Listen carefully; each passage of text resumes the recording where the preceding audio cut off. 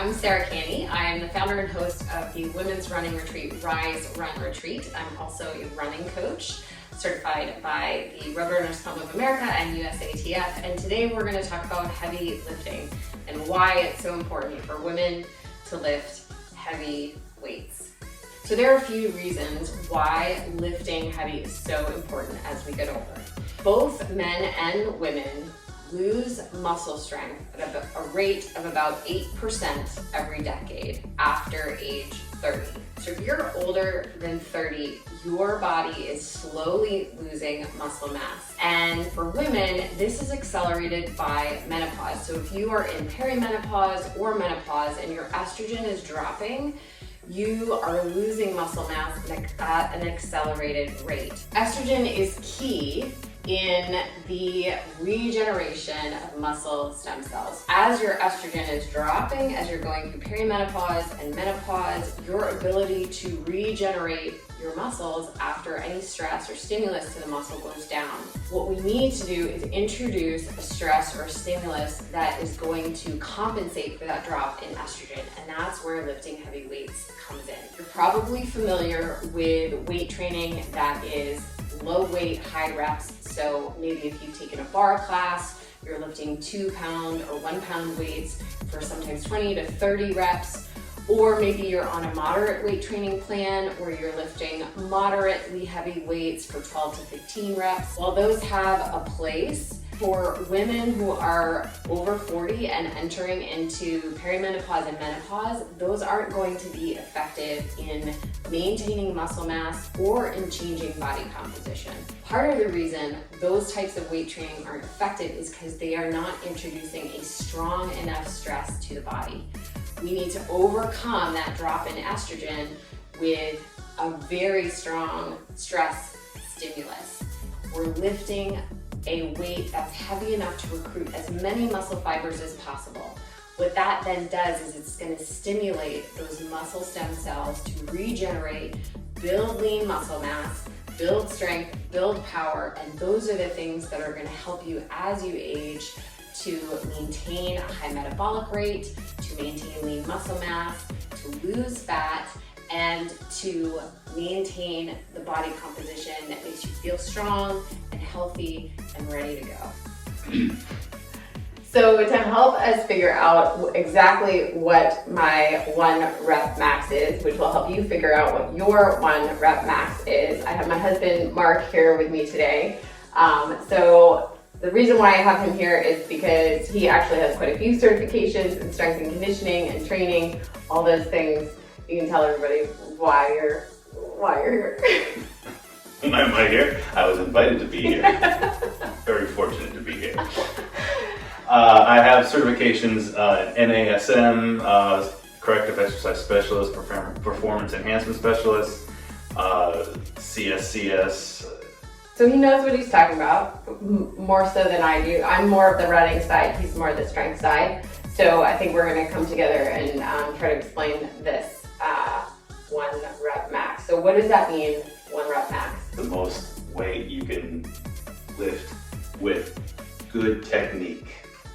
So safely. Safely, yeah. You could probably lift more if your technique breaks down and you kind of, the most professional strength athletes in the world do their maximum lift once a year. It's not something you're doing in your home gym. But for today's purposes, we're going to do it so that we can then figure out, well, what's 80% of the 1 rep max, because that becomes your working weight. That's what you're going to be doing, 5 sets of 5 to 6 reps within your weekly routine. So the 3 moves that we're going to work through today are the squat, the deadlift, and the bench press. So why don't we get started? Let's say the last time I squatted, I think I did like 120 pounds on the bar. Good way to start off is if you're experienced with this, what weight do you usually work with, and how do you feel on the last rep? So it's a rate of perceived exertion. So do you feel like it was a 10, like from a scale of 1 to 10, like your last rep, you could not do any more reps at all? I felt like I could keep going. At 120.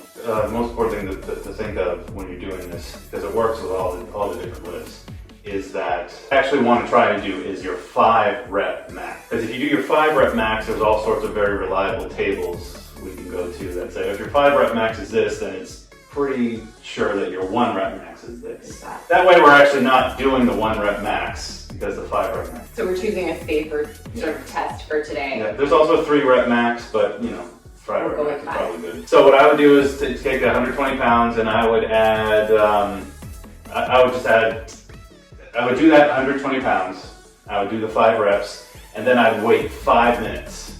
The key is to rest for 5 minutes in between sets, minimally, because 5 minutes is generally what's considered the time for your creatine phosphate stores to come back, or at least as much as they're going to come back within that training period. Okay. After 5 minutes, you add about 5, let's say 5 pounds to that, do your 5 reps. If you can do 6, if you still do more, keep adding 5 pounds until you get to that limit where the last rep, the 5th rep, is just everything you got. Okay. And so we want to do your normal warm-up routine through all of this, whether it's you start doing you're walking, treadmill, running, whatever it is, and your normal weight warm-up. So let's say I came in from a run, so I'm gonna go ahead and do my weight warm-up, which is usually just with the bar, and I usually just do 10. The cue that I like to use is to act as if you're sitting down on the bench. The bench is behind you, so you're just getting your butt out as far as you can, keeping your spine straight. You want to keep your knees strong. If your knees are starting to go back and forth like this, that means your technique's starting to break down and it's starting to be too heavy. Okay. And you also want to come up, so the temptation a lot of people get into when they're loaded up too heavy, they come down, they put their hips go back first, and then their back. That's a sign that you're loading way too heavy because you want everything to happen at once. Another thing to think of is when you're doing this part of the warm-up, you're not just warming up your muscles, the neuromuscular warm-up. You're warming up the nerves in your body. So if you're a little shaky and a little off on the first set, try that same weight again, and your body will probably adapt. So we'll try the same weight again. That's much better.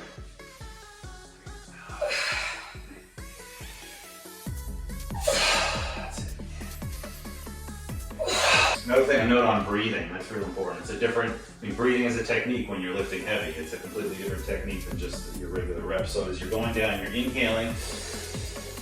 Also, as you get down to the bottom, you can take, as you're going down, you're taking in these little sip breaths, and that's sort of loading, putting a lot of pressure around your body, stabilizing, putting pressure on your spine. That's actually, it's good for your spine and your trunk and your strength here.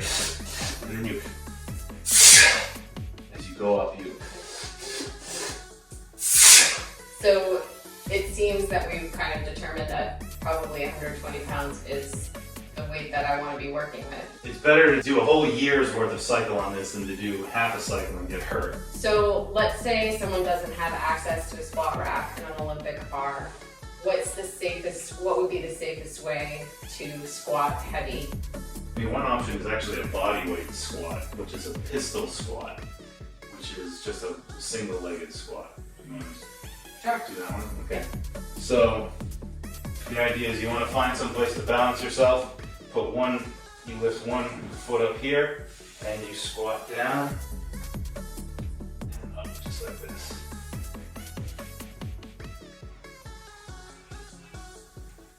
As best you can, drive through the heel. How does that feel? It feels really hard. It's incredibly difficult. Even though I'm holding on for balance, I'm trying not to use this to pull me up. Exactly. And oh gosh, it's really hard. Yeah. You can see how that could take the place of a 300-pound squat. Right. Because you're taking whatever your body weight is, all on one leg. And you're loading it properly. The key is, with this, any kind of squats, the key is the more you can, the temptation is to go forward. It's always to go forward, to get the hips up because your body feels stronger. But when you're down, drive through the heels. If you're driving through the heels, that's going to push everything into your hamstrings and your butt, which is what you're trying to do. So next up, let's work with the deadlift. What pointers do you have on form for deadlift? Grab the bar, bring it forward here. Now, starting from the ground, feet forward, just about shoulder width apart, knees with a slight bend in them. pull your shoulders back and down, okay? That's gonna help you keep your back straight. You come forward, you drop just past the knees and straight up, just like this.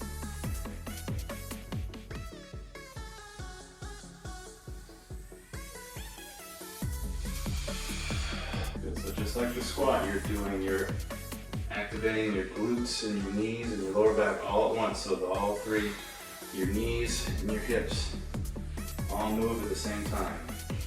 Now, one thing you might find helpful once you start making some real progress in your weight with the deadlift is you see people often, there's 3 different kinds of grips. So we're both using just a standard grip, just hands prone, just like this. Or you can do what's called a hook grip, where you actually use your thumb you actually bring your thumb around and you grab your thumb. See that? You grab the thumb as opposed to just grabbing like this. That's the hook grip. I've heard it called the hook grip. That helps you carry more weight, called a mixed grip. You have one hand prone and the other hand supine, just like this. Why don't we load it and see what I can do 5 reps? Sure.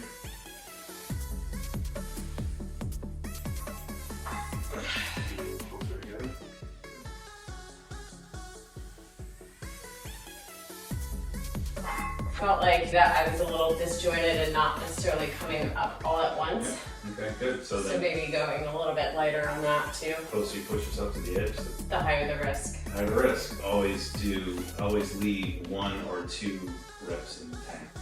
Because the idea is your body will get stronger over time by doing perfect reps without breaking down form. Let's say someone doesn't have an Olympic bar and plates. What would be another way to perform a deadlift, either with kettlebell or dumbbells? You can do the same thing. You can do the same thing, same motion. What I prefer actually with dumbbells is a single leg deadlift. Just because it works on the balance. I think one of the things that people run into with dumbbells is grip strength. You're going to max out your grip strength before you get to the weight that's heavy enough. Moving to a single leg is beneficial, I think, because you're probably going to max out that single leg before let's say, at the same weight you would with a standard deadlift. Okay, so bench press. One of the most sort of counterintuitive or things that kind of makes everyone be like, what are you talking about? When you do the bench press is you actually want a little bit of an arch in your back. The people that are doing super heavy powerlifting, they'll have a huge arch in their back. They'll actually kind of dig back and really just have contact with their butt and their shoulders. Shoulders pulled back and down, a little bit of arch in the back, feet flat on the ground, heels pushing your hips up a tiny bit. To grab it with my pinky up against, there's a little line in the knurls here. Just a regular grip. The bar comes straight down to about your solar plexus, and when it comes up, it's not a straight up. It goes up and it goes back a little bit.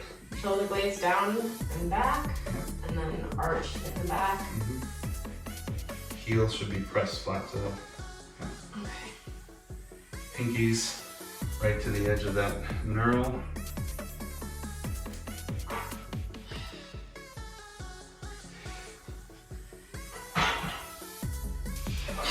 That's it. That's it. That's it. So you want to even out that gradual. That's it. Much better. Good, good, good. That's it. Good. Bench press isn't something I do very often, so I should probably go a little bit lighter on this one. So the bar itself is 45. So 10 probably on each side. Honestly, my answer is always be conservative.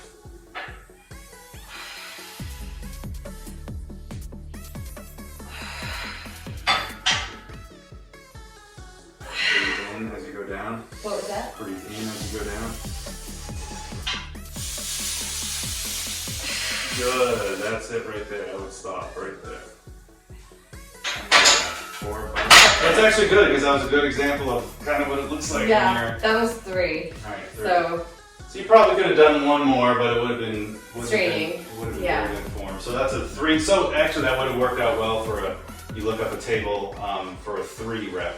Max. 1 RM. Okay. Big stuff. And how would you do a bench press if you just had free weights? And from this position, it can be a little difficult, but again, you're trying to get your shoulders pulled down and packed backwards, or your shoulder blades packed tightly together.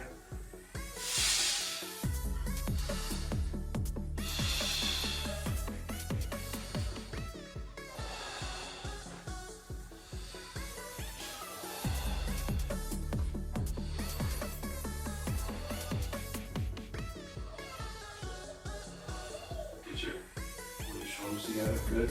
Chest out, feet out flat on the floor. And as you're bringing it up, as you're pushing it up, it's a little bit of a different cue. It's not so much of a push, it's kind of like you're trying to squeeze your chest and your shoulders together without moving your shoulder blades. Oh, okay. It's kind of a tricky thing.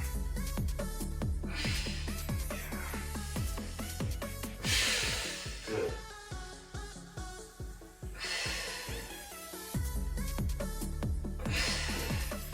Using that same arc of motion coming down to your chest and going up above your chin, down to your chest and up above your chin.